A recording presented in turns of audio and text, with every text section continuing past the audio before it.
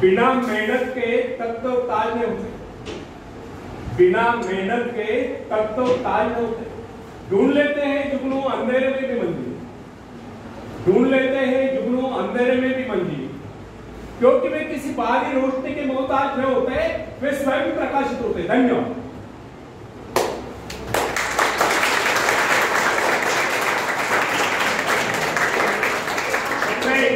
एक व्यक्ति है जिसके शरीर में स्वच्छ रक्त संचार हो रहा है, जिसके चौड़े कंधे हैं, सुंदर मजबूत 2 हाथ है, जिसका वजन भी अच्छा है, जो सभी अंगों से युक्त तथा शरीर से चुस्त मस्त है। ऐसा व्यक्ति अगर दूसरों से सहायता मांगता है तो आप उसे क्या करेंगे, उसके बारे में क्या सोचेंगे? अवश्य वह सर्वांग संपन्न होकर भी अपंग कहलाएगा। आप ऐसे अपंग मत बनिए, आप सामर्थ्यवान बनकर दिखाए, आप ऐसे बनकर दिखाए कि लोग आपसे सहायता पाने की चेष्टा करें। क्या आपको पता है कि आप जिन लोगों को जानते हैं उनमें बहुत से ऐसे हैं जिन्हें किसी दूसरों से सहायता की प्रतीक्षा है। सही बात तो यह है कि उनमें से बहुत से लोगों को इस बात का भी पता नहीं उन्हें जो सहायता चाहिए वो कहां से मिलेगी, फिर भी वे इंतजार करते सोचते रहते बस अब उनका काम बनने वाला है, उन्नति के द्वार खुलने वाले हैं, कोई उनकी मदद के लिए आएगा, उनके सारे कष्ट दूर हो जाएंगे। क्या ऐसा संभव है? वास्तव में कोई किसी की सहायता करता है?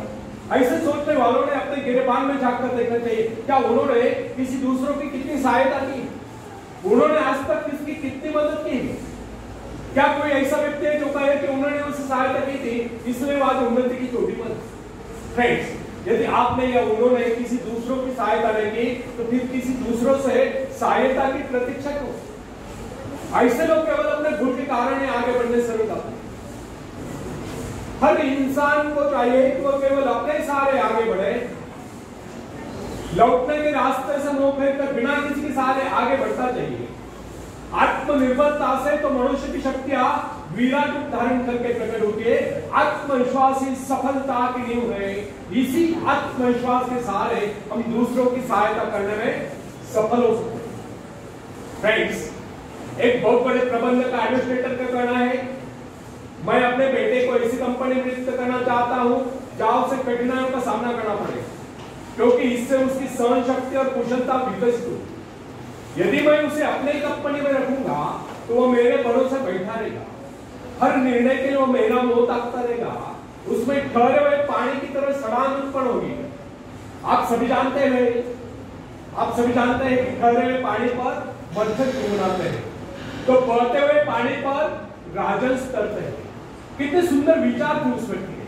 अगर हर माँ बाप अपने पुत्र या पौत्री के लिए इस प्रकार के उच्च विचार रखते हैं तो वे अवश्य उनके भाग्य विधाता बन जाएंगे। जो माँ बाप अपने बेटों या बेटियों को अधिक लाड प्यार से बिगाड़ देते हैं कि बच्चा जब चाहे स्कूल जाए, जब चाहे छुट्टी कर ले, जब चाहे कॉलेज जाए, जब चाहे छुट्टी कर ले, जब चाहे काम पर जाए, जब चाहे छुट्टी कर ले, तो ऐसे बच्चे भविष्य में कुछ नहीं कर पाते, उनका तो भविष्य नष्ट होता है। अपनी शक्ति पर स्वयं ही भरोसा करना पड़ता है। अपने कार्य स्वयं करने वाले सफल होते हैं। इसी से मानव के चरित्र का निर्माण होता है। जिन बच्चों को यह पता हो जाता है कि वे अपने माँ बाप के सहारे जीवित रह सकते हैं, वे अपने बल पर कोई भी कार्य समर्थ होकर भी कर नहीं पाते, वे वैसी कोशिश भी नहीं करते।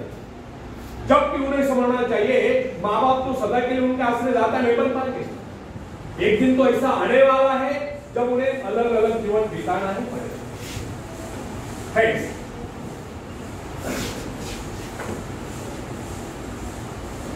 जिन बच्चों को यह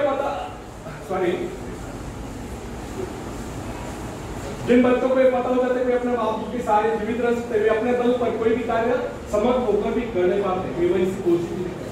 जबकि उन्हें समझना चाहिए कि माँ बाप सदा के लिए आश्रय जाता है नहीं बन पाए। एक दिन तो ऐसा आने वाला है कि वो उन्हें अलग अलग जीवन बिताना है। तब ऐसे लोगों को भयंकर मुश्किलों का सामना करना पड़ता है। इसलिए फ्रेंड्स, यदि आरंभ से अपने कार्य स्वयं करने की आदत डाली जाए तो यह आदत आपके भविष्य के लिए बहुत ही लाभकारी सिद्ध होगी। जब चाहे शक्ति के साथ आप जमीन पर पांव टिकाकर आगे बढ़ सकते हैं। सफल वही होता है जो अपनी शक्ति पर भरोसा करता है। अपने काम स्वयं करने वाले सफल होते हैं। दूसरों के सहारे आगे बढ़ने वाले अक्सर भंवर में फंस जाते हैं। फ्रेंड्स, जिस नाव की पतवार आपके हाथ में नहीं, वह नाव आपको पार करना दे, इस बात की ध्यान रखें। आपका जीवन तो उसके हाथ में जिसके हाथ में नाव की पतवार हो, वह चाहे तो आपको डुबो दे, चाहे पार कर। फ्रेंड्स, जब नदी में बाढ़ आती है, तब जो साहसी है, जिससे अपनी शक्तियों पर पूरा विश्वास है, वह तो तय कर उस पार चला जाएगा। लेकिन जो डरपोक पर कायम है, वो तो बीच मझधार में डूबकर अपनी जान दे। सहायता पाना और सहायता की प्रतीक्षा करना दोनों ही बातें प्रकृति की राह में बाधा है। अतः हर युवक या युवती के लिए आवश्यक है वे शुरू से ही अपने काम स्वयं करने के आदत डालें। अपने माँ बाप आदि लोगों की शक्ति से विश्वास हटाकर केवल अपनी शक्ति के बल पर आगे बढ़ने की कोशिश करें। जिस क्षण आप बाहरी सहायता लेना बंद कर देंगे, उसी क्षण आपके भीतर आत्मनिर्भरता का अंकुर फूटते हुए महसूस होने लगेगा। स्वयं कार्य करते समय यदि आप असफल भी हो जाते हैं, तो बिना उस असफलता को घबराए तुरंत उस कमी की खोज कीजिए जिसके कारण आपको असफलता मिली, और जैसे आप उस कमी को खोज निकाले, तुरंत उसे दूर करने के प्रयास में जुट जाए। आपका वास्तविक आदत तभी होगा जब आप एक सफल व्यक्ति के रूप में दुनिया के सामने आओ। मगर यदि आप एक व्यक्ति के बाद दूसरे व्यक्ति के आगे हाथ फैलाना शुरू कर देंगे, तो लोग आपको मंगता या पुकारी करेंगे। अतः आप ये प्रण कर लें कि आपको केवल अपने भरोसे जीना है, ना कि किसी की दया पर, क्योंकि बाहरी सहायता किसी किसी वक्त ही वरदान सिद्ध होती है, अधिकतर समय अभिशाप ही सिद्ध होती है। फ्रेंड्स, बाहरी सहायता मनुष्य की काम करने की गति को बंद करके शरीर में सुस्ती ला देती है। आप ऐसे लोगों से मदद कीजिए जो आपको जीवन में आगे बढ़ने की प्रेरणा दे। कुछ लोग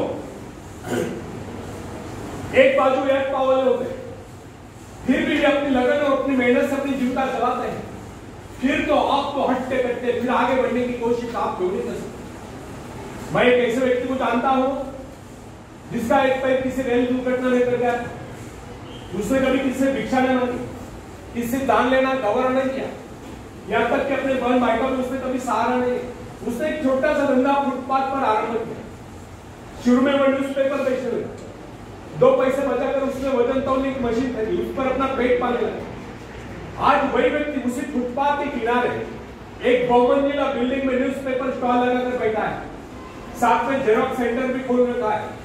सुना है आजकल वो मोबाइल शॉपिंग भी चला रहा है। वो स्वाभिमानी, किसी से मदद लेना वो अपना अपमान समझता था। आज वही व्यक्ति उन लोगों को जिनके हाथ पैर सलामत है, ऐसे परिवारजनों को खिलाता पिलाता है, उनके हर प्रकार की सहायता और मदद करता है, तो इसमें किसको हैरत हो।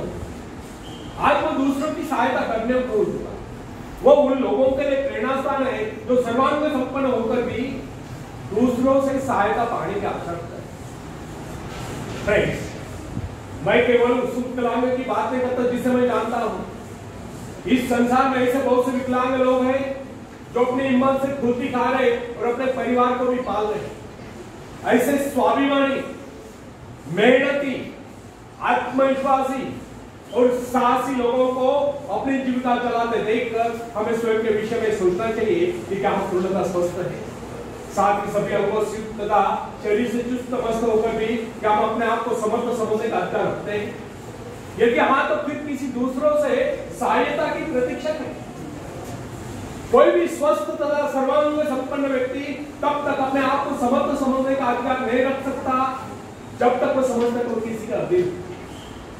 वास्तविक स्वतंत्रता एक ऐसा उपाय है जिससे मनुष्य की शक्ति दोगुनी जाती है। इस प्रकार की भावना अन्य किसी प्रकार से प्राप्त नहीं होती। जब कोई युवक या युवती अपने हिम्मत के साथ किसी व्यापार में उतरता है, उसके मन में एक श्रेष्ठ भावना अवश्य उत्पन्न होती है।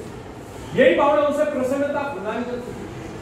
इससे पहले किसी का अधीन रहकर चाहे वो कितना ही बड़ा कारोबार क्यों कर चुका हो, परंतु उसे स्वतंत्रता से अपने आत्मविश्वास के साथ साहस के साथ काम करने में एक नए आनंद का एहसास होता है।